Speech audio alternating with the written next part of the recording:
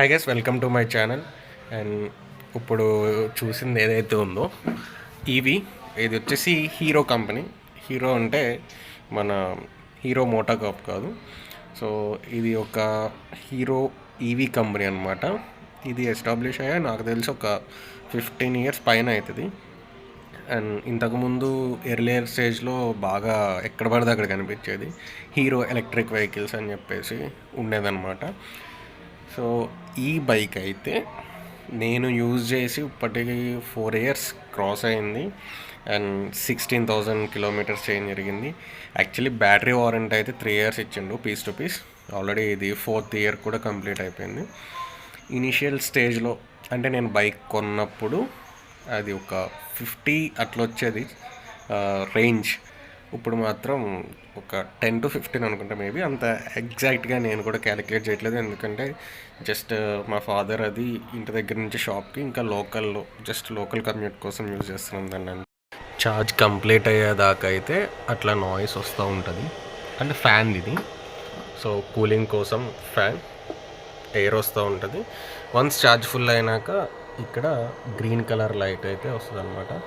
And ఇది వచ్చేసి lithium powered battery నేను తీసుకున్నప్పుడు. సో ఇక్కడ చూడండి 48 volts 24 Ah. So 24 Ah battery ఇందాక మీరు చూసింది ఏదైతే ఉందో. అండ్ ఆబ్వియస్లీ చాలా లైట్ వెయిట్ వెహికల్ కాబట్టి ఇది కొంచెం మెయింటెనెన్స్ జాగ్రత్తగా చేస్తే నడుస్తుంది. అండ్ ఇది చాలా డ్యామేజ్ అయిందనమాట. దీన్ని ఒకలం కాదు చాలామంది వాడతాం. దేశీ జుగాడ్. దీని క్లిప్ అయితే ఇరిగిపోయింది. ఒక ఐరన్ది పెట్టి ఇట్లా దీన్ని సెట్ చేసినప్పుడు.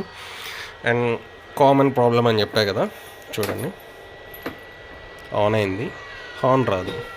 చూసారా, చాలా లైట్గా వచ్చింది.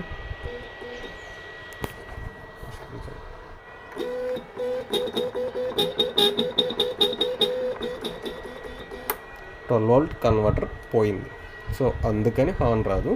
నేను ఎక్సలరేటర్ ఇచ్చినప్పుడు మూమెంట్ ఉంటుంది, కానీ హార్న్ కొట్టంగానే రన్నింగ్ అనేది ఆగిపోతూ ఉంటుంది అనమాట. ఇదే ఇంకా దీనికి నేను పెద్దగా మెయింటెనెన్స్కి పెట్టినైతే ఏం లేదు. ఇవన్నీ ఎవరు పడితే వాళ్ళు వేసుకెళ్ళి కింద పడేసి మొత్తం అన్నీ బ్రేక్ అయిపోయినాయి. ఓకే, దీనికి నేను అప్పుడు ఒక 60,000 అంత పెట్టి తీసుకున్నాం. అరౌండ్ 58 or 60 అంతగా తీసుకున్నాం. సో దీని పైసలు అయితే వచ్చేసినాయి ఆల్మోస్ట్. రఫ్గా క్యాలిక్యులేట్ చేయండి. ఇక్కడ కిలోమీటర్స్ చూద్దాం.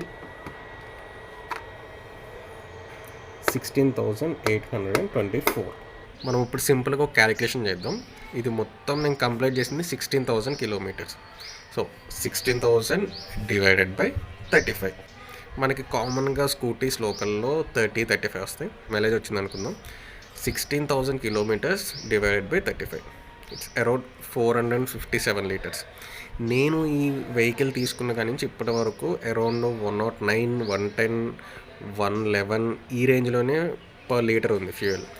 అంటే నాకు 457 లీటర్స్కి పెట్రోల్ తీసుకోనికి అరౌండ్ 51,200, అంటే ఇట్ ఆల్మోస్ట్ 50,000 అనమాట.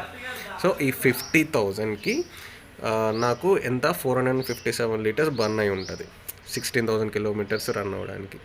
అండ్ మనం ఈ 457 times ఛార్జ్ పెట్టాము అనుకుందాం. అన్నిసార్లు పెట్టున్నాం. రఫ్లీ నాకు తెలిసి ఒక 100 or 120 times, మోస్ట్లీ 200 times పెట్టుంటాం. బట్ అన్ని లీటర్స్ కాబట్టి అన్నిసార్లు ఛార్జ్ పెట్టాం అనుకుందాం. యాజ్ పర్ పెట్రోల్ బైక్లని క్యాలిక్యులేట్ చేద్దాం. ఇది 1 ఛార్జ్కి 1 unit అనమాట. ఫుల్ ఛార్జ్కి ఇప్పుడు 3 rupees, సమ్ 4 rupees ఉందనుకుందాం. అట్లీస్ట్ పోనీ ఒక 3 rupees. 457 into 3, it's around 1,300 or 1,200 change వస్తుంది. అంటే నాకు 1,500 కూడా అవ్వలేదు. అంటే చూడండి, నేను ఒక 1,500 రూపీస్కి 16,000 kilometers కంప్లీట్ చేశాను. నేను వెహికల్ కొన్నది 60,000.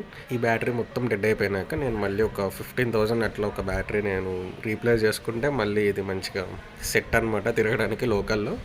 అండ్ మనం ఇది ఒకటే క్యాలిక్యులేట్ చేస్తున్నాం, ఇంకా చాలా క్యాలిక్యులేట్ చేయాలి. ఇది ఈవీ కాబట్టి ఇంజన్ ఆయిల్ మెయింటెనెన్స్ ఉండదు, పొల్యూషన్ మెయింటెనెన్స్ ఉండదు, ఇన్సూరెన్స్ కూడా లేదు దీనికి. ఎందుకంటే ఇది లో స్పీడ్ వెహికల్. మ్యాక్స్ 27 చూపిస్తుంది, 35-40 ఆ స్పీడ్ వెళ్తుంది అనమాట. ఇంకా ఏం క్లచ్ ప్లేట్స్, ఇక ఏం మెయింటెనెన్స్ ఉండదు మనకి. దీనికి ఎయిర్ ఫిల్టర్స్ ఉండవు, ఆయిల్ ఫిల్టర్స్ ఉండవు, ఏముండవు. సో అవన్నీ రఫ్గా క్యాలిక్యులేట్ చేసుకోండి. 16,000 కిలోమీటర్స్ కంటే అట్లీస్ట్ 16 టైమ్స్ మనం ఇంజిన్ ఆయిల్ మార్చుంటాం. సో 16,000 ఇంటూ 1,000 రూపీస్ వేసుకుందాం ఇంజిన్ ఆయిల్, ఫిల్టర్స్ అవి ఇవి. అంటే 16 టైమ్స్ సర్వీస్ చేపిస్తే ఎక్స్ట్రా మనకు ఒక 16,000.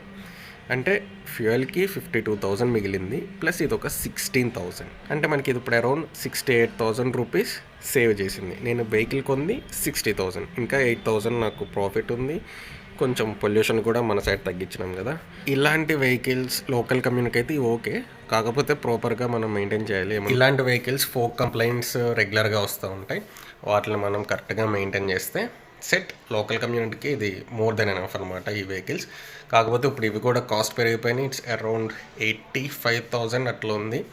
ఇంకొక 20,000 అట్లా వేసుకుంటే మనం ప్రీమియం బైక్స్లోకి వెళ్ళిపోవచ్చు. అంటే బ్రాండెడ్ చేతక్, నాకు తెలిసి చేతక్ 1,20,000 అట్లా పడుతుంది base variant. So better to go. దీని నుంచి మనం దానికి షిఫ్ట్ అవ్వచ్చు ఇప్పుడు తీసుకునేలాగా అయితే. And see you in next vlog. Bye by.